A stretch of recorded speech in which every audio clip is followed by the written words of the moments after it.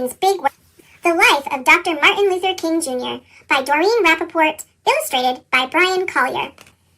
Everywhere in Martin's hometown, he saw the signs, white only. His mother said these signs were in all southern cities and towns in the United States. Every time Martin read the words, he felt bad, until he remembered what his mother told him. You are as good as anyone. In church, Martin sang hymns. He read from the Bible. He listened to his father preach. These words made him feel good. When I grow up, I'm going to get big words too. Martin grew up. He became a minister like his father, and he used the big words he had heard as a child from his parents and from the Bible. Everyone can be great. He studied the teachings of Mahatma Gandhi. He learned how the Indian nation won freedom without ever firing a gun. Martin said love, when others said hate.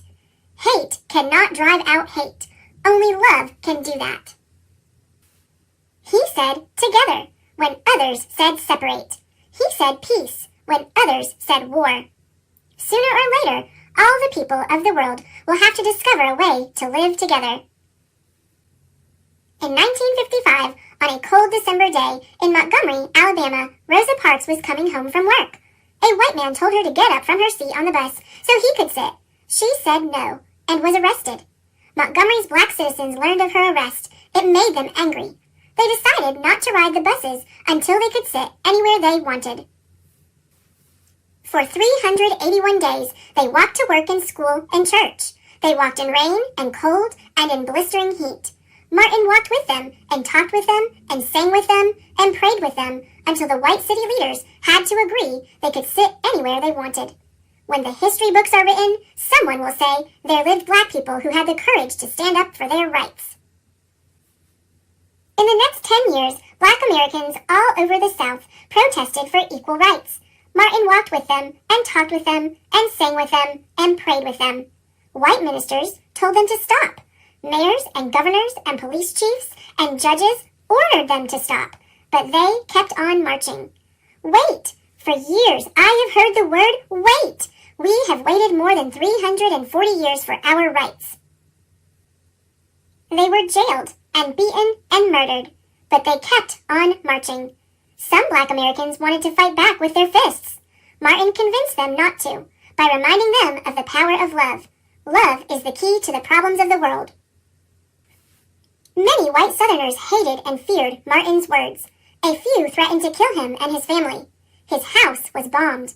His brother's house was bombed, but he refused to stop. Remember, if I am stopped, this movement will not be stopped, because God is with this movement. The marches continued. More and more Americans listened to Martin's words. He shared his dreams and filled them with hope. I have a dream that one day in Alabama, little black boys and black girls will join hands with little white boys and white girls as sisters and brothers. After 10 years of protests, the lawmakers in Washington voted to end segregation. The white-only signs in the South came down. Dr. Martin Luther King Jr. cared about all Americans. He cared about people all over the world, and people all over the world admired him. In 1964, he won the Nobel Peace Prize. He won it because he taught others to fight with words, not fists. Martin went wherever people needed help. In April 1968, he went to Memphis, Tennessee. He went to help garbage collectors who were on strike. He walked with them and talked with them and sang with them and prayed with them. On his second day there, he was shot. He died. His big words are alive for us today.